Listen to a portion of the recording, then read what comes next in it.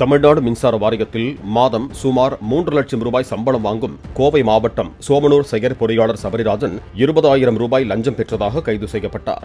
திருப்பூர் மாவட்டத்தைச் சேர்ந்த செந்தில் பிரபு என்பவரின் தந்தை முதலைப்பாளையத்தில் உள்ள தமது நிலத்திலிருந்து மின்கம்பத்தை வேறு இடத்தில் மாற்றி நடுவதற்கு அணுகிய போது சபரிராஜன் லஞ்சம் பெற்றதாக கூறப்படுகிறது.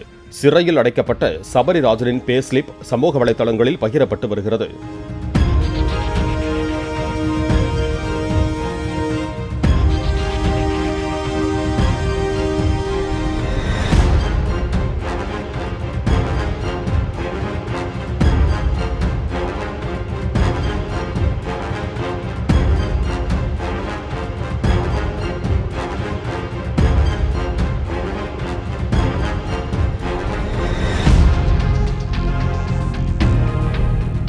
பிளே ஸ்டோர் மற்றும் ஆப் ஸ்டோரில் இருந்து பாலிமர் செயலியை QR கோடு மூலம் பதிவிறக்கம் செய்யுங்கள்.